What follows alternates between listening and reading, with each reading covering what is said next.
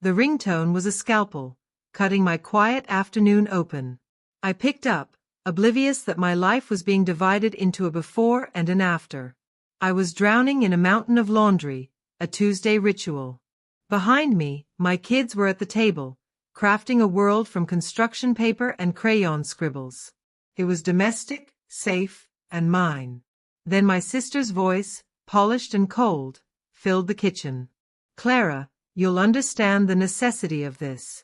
For Olivia's soirée, we're curating a circle of future leaders. Your children are sweet, but they don't complement the environment we need to foster. My hand clenched around a tiny sock. What does that mean, Elise? It means they shouldn't come, she stated, her tone smooth as ice. They'd be out of their depth. This isn't a playground. It's a networking incubator for Olivia's future. The guest list is selective. Selective. I echoed, the word bitter. We're talking about children of influence and pedigree. It's about forging alliances. You're two. They're wonderful, but they're ordinary. I'd hate for them to feel overshadowed. The sock fell. For 36 years, I'd been the accommodating sister. The one who bent, who shrank, who kept the peace. But as I looked at my daughter's drawing of our family, labeled "My Hearts" in shaky letters, something in my soul didn't bend. It snapped shut, like a lock. No, I said. Silence stretched across the phone line, thin and tense. Excuse me, Elise finally said, her voice a blend of disbelief and irritation.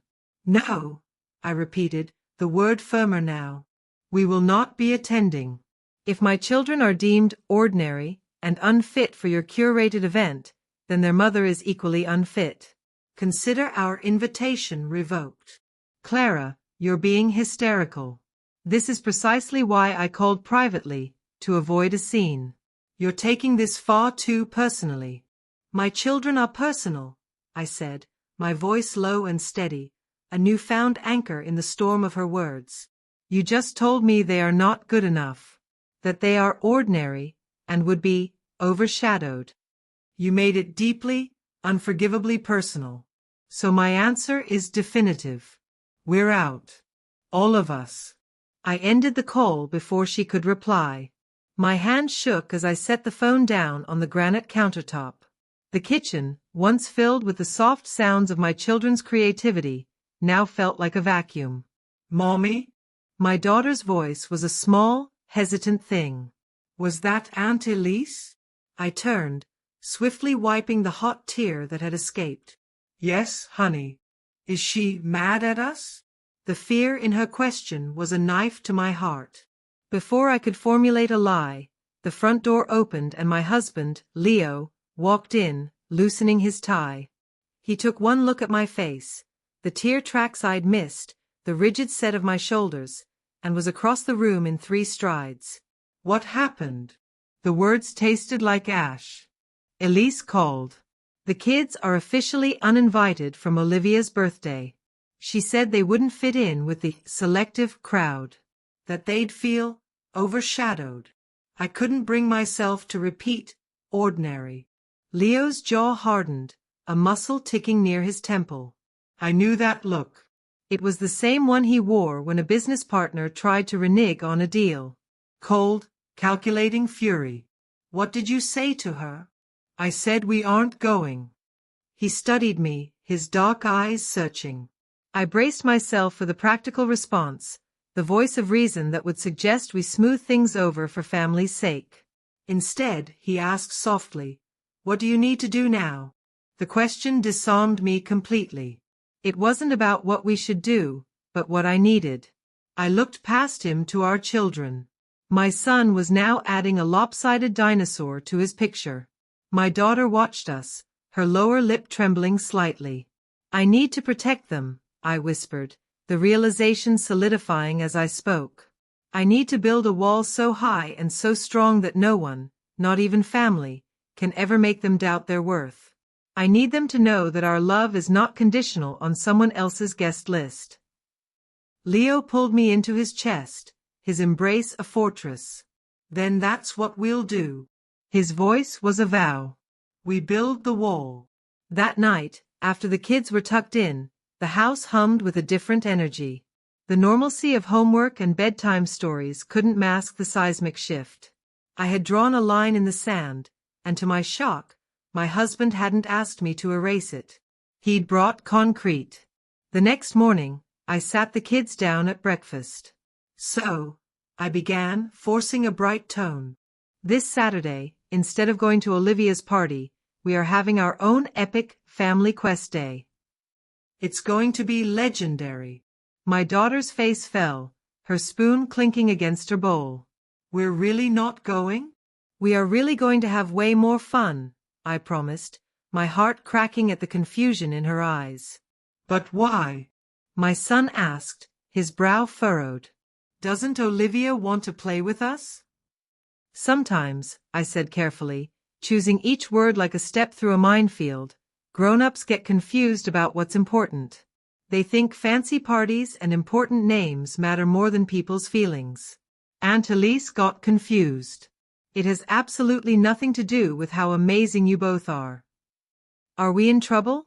My daughter asked, her voice so small it barely existed. I got down on my knees, pulling them both into a tight hug, smelling their shampoo and the faint scent of maple syrup. Never. You are perfect. You are kind, you are funny, you are smart, and you are the most important people in my world. You are not in trouble. You are loved. The words felt like a shield I was forging around them. Later, I found Leo in his home office, the blue glow of his monitor painting his face in stark relief. What are you working on? I asked, leaning against the doorframe. He didn't look up immediately, his fingers flying over the keyboard. David, he said, the name a statement, not a greeting. Elisa's husband? The same. Leo finally turned, his expression unreadable. He emailed me today. Wants to fast-track the final review of his company's proposal. He's hoping to announce the partnership at the party this weekend. I felt a cold trickle of dread. What did you say?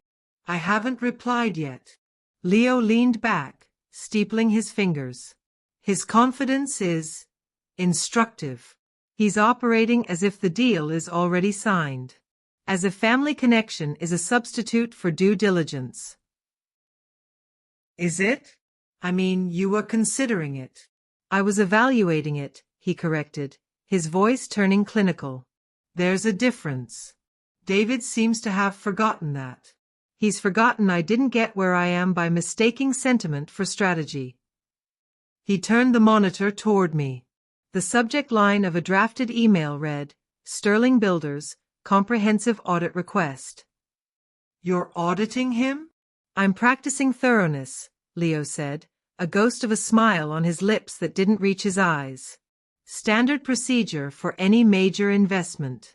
The fact that he's married to your sister doesn't make his balance sheet any less subject to scrutiny. If anything, it demands more. He hit send with a decisive tap. The sound was final. What if everything is fine? I asked, a part of me still clinging to the hope that this could all be a terrible misunderstanding that could be mended. Then I will politely decline the partnership based on a misalignment of vision, and we will all move on with our lives, Leo said, his gaze meeting mine. But if it's not, if he's been using the suggestion of this deal as leverage elsewhere. He let the sentence hang. He didn't need to finish it. I saw the implication in his eyes, and I saw the steely resolve. David had made a critical error. He had assumed that because we were family, Leo's professional armor had a chink. I had drawn a line in the sand. Leo was now scanning the horizon for the coming tide. The next 2 days were a study in suspended animation. Our home was a calm, loving bubble, but the air outside felt charged, waiting for a storm. I avoided my phone, steering clear of social media.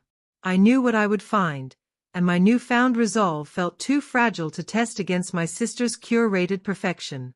On Friday, my resistance broke. A notification popped up. Elise had tagged our mother in a post. My thumb, Acting on a morbid curiosity my mind screamed against, tapped the screen. There it was. A flat lay of opulence, ivory invitations with gilded calligraphy, scattered beside a single, perfect white orchid. The caption was a masterpiece of passive-aggressive branding, counting down to tomorrow's gathering. Hashtag curating excellence, hashtag future forward, hashtag minimal distractions. And then, the hashtag that stole the air from my lungs. Hashtag no extra noise. Hashtag no extra noise. My children were the extra noise. The comment section was a bouquet of emoji applause, hearts, fire, raised hands. Our mother had written, "So proud of the world you're building for Olivia." Our father added, "She's lucky to have you." Not a single soul asked where my kids were. It was as if we had been quietly, neatly erased from the family narrative. I showed the phone to Leo, my hand trembling with a quiet rage. He read it, his face hardening into a mask of marble. For a long moment, he said nothing. Then he looked at me, his eyes clear and decisive. "Tomorrow," he said, his voice leaving no room for argument, "we take the kids to the Discovery Museum. The big one downtown. We spend the whole day there. We get the giant pretzels, we see the planetarium show, we do every messy, hands-on exhibit. We make it the best day they've ever had." He wasn't just suggesting a distraction, he was drafting a counter-narrative. While Elise celebrated minimal distractions, we would immerse ourselves in glorious, chaotic discovery. Saturday arrived, sunny and defiant. We packed a bag with snacks and water bottles, a ritual that felt both normal and revolutionary. As we drove, I fought the mental images of what was unfolding at my sister's house.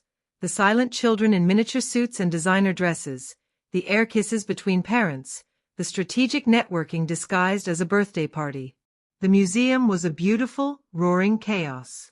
It was packed with families of all shapes, sizes, and volumes. Kids shrieked with joy, ran between exhibits, left sticky handprints on glass. It was the polar opposite of hashtag no extra noise. It was a symphony of unfiltered life. We built towering structures with giant blocks. We made massive bubbles that shimmered and popped. In the paleontology lab, my son got to hold a real fossil, his eyes wide with awe. My daughter spent 20 minutes engineering a Rube Goldberg machine that launched a ping-pong ball 2 feet. She celebrated like she'd split the atom. 4 hours, it worked. We were lost in the wonder of it all. Then, in the cavernous physics hall, we saw her. A little girl, maybe a year older than Olivia, wearing a t-shirt that read, "Birthday Girl," in glittering script, a cluster of helium balloons tied to her wrist. She was with her own family, having her own day, utterly unrelated to ours. But the symbol was a trigger. My daughter's hand went slack in mine. She stared, her earlier joy draining away. "Mom," she whispered, her voice thin. "It's Saturday." "I know, sweetie. Olivia's party is today." It wasn't a question. "Yes, it is," I said, kneeling to her level, my heart a frantic drum against my ribs. A single tear traced a clean path through the dust on her cheek. Grandma liked Aunt Elise's picture. The one that said, "No extra noise." She'd seen it. Of course she had. She was a reader. Are we the noise? My son, picking up on the shift in emotion, wrapped his arms around my leg, hiding his face. "I don't want to be noise," he mumbled into my jeans. The world narrowed to the cold museum floor and my children's shattered expressions. The wall I'd vowed to build felt like it was crumbling. I gathered them both into my arms, right there in the middle of the bustling hall, creating a small island of raw emotion. "Listen to me," I said, my voice fierce, low, and trembling with the force of my love. "You are not noise. You are the most beautiful music I have ever heard. You are my favorite song. Anyone who calls you noise is someone who has gone deaf to what really matters. They are the ones missing out. Not you. Never you." Leo knelt beside us, his large hand a steady weight on my back, the other stroking our son's hair. "Your mom is right," he said, his voice the bedrock ours could anchor to. You are brilliant and kind and full of light. We will never, ever let anyone make you feel small. That is our job, to be your shield. And it's a job we love. We stayed in that huddle for a long time, letting the world flow around us.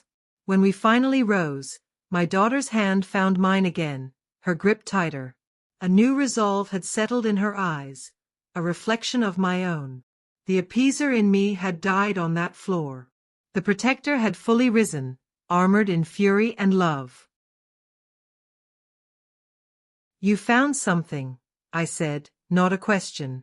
Patterns, he replied, not looking away. Not a smoking gun, but smoke. Lots of it. Inflated project valuations. Subcontractors paid on bizarre, delayed schedules. A couple of safety violations that were quietly settled. And a string of vendor complaints about strong-arm tactics. Strong-arm tactics? He finally looked at me. Persuasion, backed by the implied threat of losing future business from a major, guaranteed partnership with Ascendant Ventures. My name. Used as a club. The air left the room. For how long? The earliest reference is from about 14 months ago. Leo's voice was flat. Long before we ever had a serious discussion. He's been building his house on the promise of my foundation. What happens now? Now, Leo said, closing the laptop with a soft, definitive click, I have the legal and compliance teams prepare a formal request for explanation. He'll receive it first thing Monday morning. He'll think it's a routine bump in the road. A last box to check. He stood, walking to the window to look out at the dark street. Let him have his weekend of victory. Let him bask in the glory of his perfect party. Let him tell his investors the deal is solid. He turned back to me, his silhouette dark against the city lights. Monday is when the ground he's standing on gets tested. And I have a feeling it's been hollow for a very long time. Monday morning arrived with a quiet, surgical tension. Leo dressed with more care than usual, selecting a suit that was his armor, a tie that was a declaration of intent. He kissed me goodbye, his expression unreadable, a calm before a storm only he could see. Today we see his hand, was all he said before the door closed behind him. The hours stretched, elastic and thin. I cleaned obsessively, the mindless work a buffer against the anxiety. I imagined David receiving the email, probably overpriced coffee in his sleek office. Would he panic? Would he call Elise? Or would his arrogance be so complete that he'd see it as a mere formality? Just after 11, my phone rang. Not Leo. Not Elise. My mother. I let it go to voicemail. A minute later, a text chimed. Clara, your sister is very upset. David is having some kind of work crisis. She thinks Leo is involved. We need to talk as a family. Call me. I put the phone down, screen facing the table. The peacekeeper in me, the ghost of who I was, screamed that I should pick it up, mediate, explain. The protector stood firm. They made their choices. Let them live in the consequences. At 2:30, the landline rang, a number I didn't recognize, which meant it was likely Elise using another phone. I didn't answer. The silence in my house was no longer empty. It was a space I was actively choosing, and it felt powerful. Leo returned just after 6. He didn't need to say a word. It was in his posture, the subtle release of a long-held breath, the focused calm in his eyes. He'd been in battle, and he'd won. Tell me, I said, meeting him in the foyer. He walked to the study I followed, and he began, his report clinical and precise. David had arrived at the Ascendant offices at 10, not with the requested documents, but with bluster. He'd been ushered not into a cozy meeting room, but into the main conference room, the glass-walled one used for board meetings and terminations. He found Leo waiting, not alone. Seated with him were Jennifer, the chief legal officer, and Marcus, the head of risk management. The atmosphere, Leo said, shifted the moment David crossed the threshold. He tried to joke it off, Leo recounted, pouring 2 glasses of water. Made a comment about bringing a committee to sign a check. No one laughed. They had presented him with the audit findings. Not just the financial irregularities, but a dossier of sworn statements from suppliers.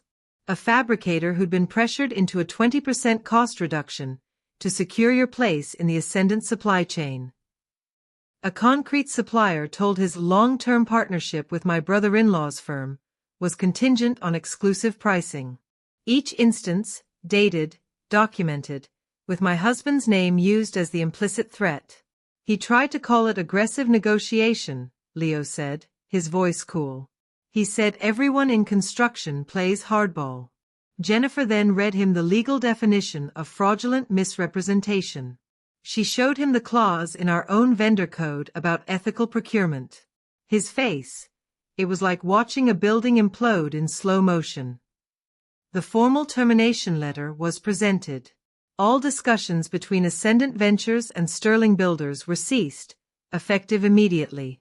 Furthermore, due to the evidence of misconduct and the unauthorized use of Ascendant's name to secure unfair advantages, they were obligated to refer the matter to the State Contractors Licensing Board for investigation. He begged, Leo said, looking out the window.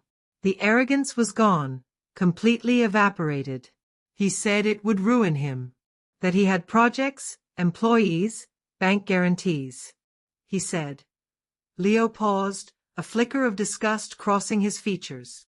He said, "We're family, Leo. You can't do this to family." I felt a chill. "What did you say?" Leo turned to me, his gaze clear and unwavering. I told him, "You stopped being family the moment you used my children as social collateral and my name as a weapon. This isn't personal, David. It's professional. You committed professional suicide. I'm just not signing the letter of recommendation." The finality of it hung in the air. David had left the office, the termination letter in his hand, the ghost of his former swagger utterly erased.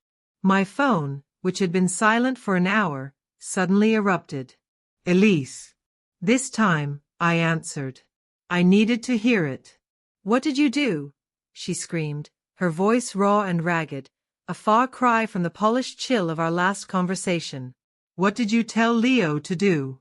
"David came home. He's a wreck. They're ending the deal. They're reporting him. Do you understand what that means? We'll lose everything."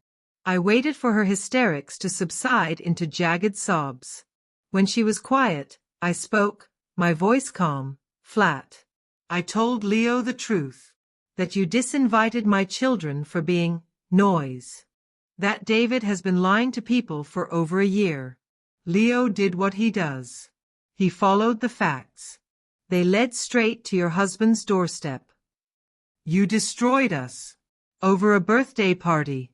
Over a stupid misunderstanding." "It was never about the party, Elise," I said, the truth finally crystal clear. "The party just revealed who you are. You saw my children as liabilities. David saw my husband's integrity as a tool. You both thought family was a weakness you could exploit. You were wrong. You have to fix this. It's the only thing we won't negotiate." The entitlement still flickering through the panic. "Talk to Leo. Make him withdraw the report. He'll listen to you." "No." The word was simple. Absolute. "What?" "No, I will not fix it. You broke it. You and David. You don't get to scream at me to glue the pieces back together. You don't get to call my children noise, and then ask for a favor." "Clara, please." Her voice broke, a real sob this time. "Goodbye, Elise." I ended the call. Then, methodically, I opened my contacts. I blocked her number. I blocked my mother's number. I blocked my father's number. I didn't block them in a fit of rage, but with a steady, sorrowful finality. I was pruning a diseased branch to save the tree of my own family. The silence that descended was immense. It was the silence of a door closing, of a weight being lifted, of a boundary becoming a wall. For the first time, The peace in my house wasn't a fragile, temporary truce. It was earned. It was mine. Leo came up behind me, wrapping his arms around my waist, resting his chin on my shoulder. "Okay?" he murmured. I leaned back into him, watching through the window as our children played in the backyard, their laughter carrying on the evening air, beautiful, vital, essential noise. "Yes," I whispered. "I think, for the first time in a long time, I really am." The war, it seemed, was over. We had defended our territory. But as I would learn, the aftermath of a battle has its own challenges, and the map of your world is forever redrawn. The following weeks were a study in quiet aftermath. The silence from my family was profound, a void where once there had been a constant, low-frequency hum of expectation and judgment. At first, I'd catch myself bracing for my mother's call, for the ping of a guilt-tripping text. But it never came. The wall was holding. We focused inward, on the rhythm of our own world. Leo's work continued. The Sterling Builders incident filed away as a closed case of professional misconduct. For the kids, the sting of the party faded, replaced by the reliable comfort of our routines and the new, unspoken assurance that our home was an unquestionable safe harbor. I learned through the brittle grapevine of old mutual friends that the fallout was severe. The state licensing board opened an investigation into David's company. Key investors, spooked by the loss of the Ascendant deal and the whiff of scandal, pulled their funding.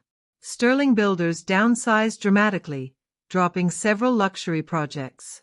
The word litigation was whispered. Elise, I heard, had taken a part-time job at a high-end home decor boutique. A friend sent me a screenshot of her profile, now set to private. The posts about #curating excellence had stopped. Madison, I discovered when I ran into an old PTA acquaintance at the grocery store, had transferred to our local public school. "She's in my son's class, actually," the woman said, her voice tinged with gossipy sympathy. "Seems like a sweet girl. A bit quiet." It was all very sudden, the switch from Pinnacle. I merely nodded, a strange ache in my chest that wasn't triumph, but a hollow sort of pity. Olivia was collateral damage in her parents' war for status, just as my children had been its initial targets. Life, in its stubborn way, moved on. Autumn deepened, painting the trees in fiery hues. On a Saturday in late October, an unseasonably warm sun coaxed us outside. On a whim, I dragged the old kiddie pool from the garage, filled it, and fired up the grill. I texted a couple of neighborhood moms. "Impromptu backyard pizza party. Chaos welcome. Bring kids." It was the antithesis of everything my sister had ever hosted. Paper plates fluttered in the breeze. Juice boxes were passed out like currency. The kids, mine, 2 from next door, a toddler from down the street, splashed and shrieked in the pool, creating a glorious, muddy mess. The smell of charcoal and baking dough filled the air. It was loud, imperfect, and vibrantly alive. I was flipping burgers when I saw the car, a familiar sleek SUV, slow to a stop in front of our house. My breath hitched. Elise stepped out, not in her usual uniform of designer casual, but in simple jeans and a faded sweater. Her hair was in a practical ponytail. She looked thinner, older, real. Olivia emerged from the passenger side, holding a small, neatly wrapped gift. She looked nervous, her eyes scanning our noisy, chaotic yard. My neighbor, Jen, followed my gaze. "You want me to get Leo?" she asked quietly. "No," I said, surprising myself. "It's okay." I wasn't the scared younger sister anymore. This was my territory. I walked to the side gate, wiping my hands on my apron. Elise saw me and froze, like a deer unsure if the clearing is safe. "Hi," she said, her voice barely audible over the children's laughter. "Hi," I replied, not opening the gate. We were in the neighborhood. The lie was pathetic, and we both knew it. She looked down at Olivia, who was staring wide-eyed at the splashing kids. Olivia wanted to bring this for Noah, for his birthday next week. I looked at my niece. The poised, Mini-adult aura was gone. She just looked like a little girl holding a present. I unlatched the gate. We're out back. It's a mess. A faint, genuine smile touched Elise's lips. A mess sounds nice. Olivia didn't need an invitation. She saw my daughter in the pool, waved shyly, and when my daughter shouted, "Olivia, come in," she kicked off her shoes and ran, gift forgotten on a patio chair, plunging into the chaos with a squeal. Elise and I stood apart, two generals on an empty field after the war. The sounds of play filled the space between us. "Clara," she began, her voice cracking. She wrapped her arms around herself. "I don't even know where to start." "The truth is usually a good place," I said, my tone not harsh but firm. This was my line. She would approach it on my terms. A tear spilled over. "The truth is I was awful. I was cruel. I was so obsessed with climbing a ladder that I didn't care who I stepped on, even if they were my own flesh and blood." The words tumbled out, raw and unfiltered. "I called your children noise. I called them ordinary. I have to live with that. I see it in their faces every time I look at them now." She watched Olivia, who was now being taught a complicated splash move by my son. "She's been so lonely. Those exceptional children? They dropped her the minute David's deal fell apart.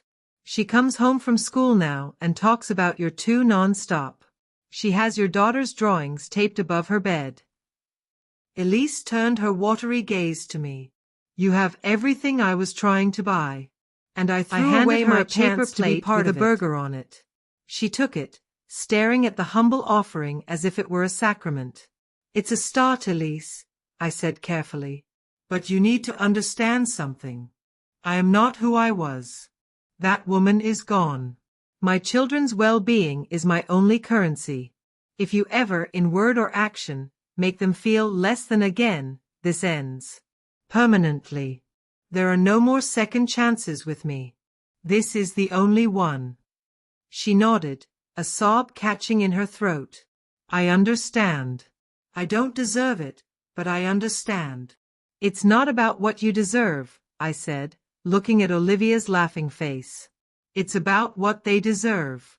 A chance to know their cousin. A chance to see that people can change." We sat in silence then, on the patio steps, eating our burgers, watching our children play together in the golden afternoon light. The wall was still there, solid and high. But for the first time, I considered that a gate might be possible. Not an open door, but a controlled entrance, with me holding the key. The party wound down as the sun dipped low, casting long shadows across our messy, happy yard. Neighbors gathered their damp, tired children and muddy towels, calling out thanks and promises to return the favor. The backyard slowly quieted, leaving behind the confetti of popped balloons, scattered paper plates, and the shimmering evidence of the kiddie pool. Elise helped without being asked, picking up trash, folding chairs. It was a quiet, tangible penance. Olivia begged to stay a little longer, and after a glance at me for permission, Elise nodded. The girls disappeared inside to build a fortress in the living room. Finally, it was just the two of us on the back porch, the last of the daylight clinging to the sky. The air was cool, smelling of wet grass and grilled food. "She hasn't laughed like that in years," Elise said softly, not looking at me. "I mean, really laughed. Not a performance for a camera. Just pure joy." I didn't reply immediately. I was absorbing the surreal normalcy of it, sitting with my sister after months of nuclear silence. The hurt wasn't gone. It was a fossil embedded in stone, a permanent record of the impact. But the sharp, debilitating pain had receded. "It's all a performance, isn't it?" she continued, her voice hollow. "The perfect house, the right school, the strategic friendships. You spend so much energy building the facade that you forget there's nothing behind it. And then one strong wind comes," she trailed off, shaking her head. "It's all gone. The people, the status, the illusion of security. David is facing possible license suspension. The lawsuits from vendors are starting. We're selling the house. The confession hung in the air, stark and unadorned. I felt no schadenfreude, only a deep, weary sadness. I'm sorry, I said, and I meant it. Not for the consequences. He brought those on himself. But I'm sorry for the pain it's causing Olivia. And you. She finally looked at me, her eyes red-rimmed but clear. You warned me. In your own way, for years, you warned me. You lived a real life right in front of me, and I thought it was quaint. I thought I was winning. A bitter laugh escaped her. I was such a fool. What happens now? I asked. Now? She sighed, a long, shaky exhalation. Now we try to build something real. On a budget. In a smaller house. With real friends, if any are left. David starts over, if he can. I keep my job at the boutique. She managed a weak smile. Turns out I have a good eye for telling people how to spend money. They don't have to impress people they don't like. It's a living. When it was time for them to leave, Olivia emerged from the house, hand in hand with my daughter, both sleepy and smiling. Can she come over next Saturday? My daughter asked, hope blazing in her eyes. I looked at Elise, then at my daughter. We'll see. We can talk about it. It wasn't a yes, but it wasn't the door slam of a no. It was a possibility, held at a safe distance for evaluation. After they drove away, the house felt both emptier and fuller. Leo came out, having given us our space, and wrapped an arm around me as we watched their taillights disappear. You okay? He asked, his familiar question now layered with new meaning. I think so, I said, leaning into him. It's complicated, but it feels right. She didn't ask for anything. She just showed up and apologized. People can change, he said quietly. Sometimes it takes losing everything to remember what everything actually is. Later that night, after the kids were asleep, the house truly quiet, I found myself standing in the kitchen, looking at the spot where I'd taken the fateful call. The memory was no longer a raw wound, but a scar, a testament to survival. I had drawn a line in that very spot, and to my everlasting shock, I had held it. The journey hadn't been about vengeance, though justice had been served. It hadn't been about winning, though we had protected what was ours. It was about a profound and terrifying evolution of the self. I had learned that love is not a passive state of acceptance. It is an active, sometimes brutal, force of protection. That family is not an accident of blood, but a daily choice to stand beside people who see your value and reflect it back to you. That peace is not the absence of conflict, but the presence of unshakable boundaries that allow your soul to rest. I had learned I could be gentle and I could be steel. I could be a comfort and I could be a wall. I could forgive without forgetting, and I could open a gate without dismantling the fortress. Leo found me there, my thoughts swirling in the silent room. He didn't speak, just handed me a cup of tea and stood beside me, his presence my anchor. I was thinking, I said softly, about that line. The one I drew. I thought it was just a border between us and them. But I think it was also a foundation. The first solid ground I'd ever stood on. We built our whole world on it. He nodded, sipping his own tea. The strongest foundations are often the ones you have to fight for.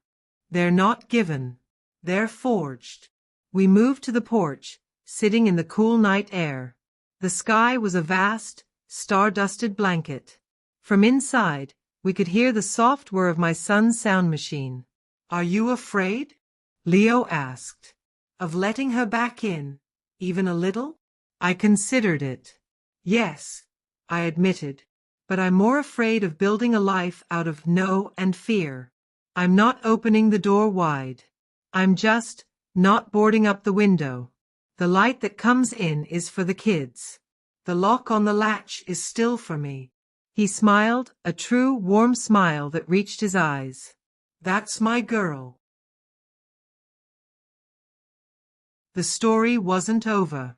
There would be awkward family gatherings, difficult conversations with my parents, the slow, careful work of rebuilding a relationship with Elise on entirely new terms. There would be setbacks and tests of my resolve.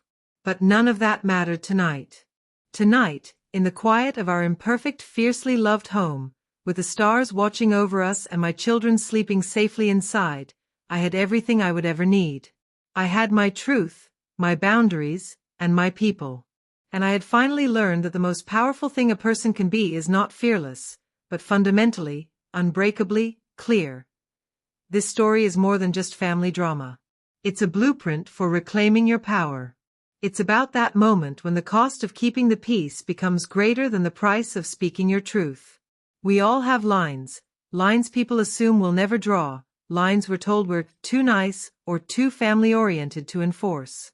But what if drawing that line isn't the end of your story, but the brave, necessary beginning of a better one? This journey from people-pleaser to protector isn't easy. It's messy, painful, and it will change every relationship you have. But on the other side is a freedom you can't imagine, the freedom of a life built on your values, not someone else's expectations. The freedom of a love that protects, rather than pacifies.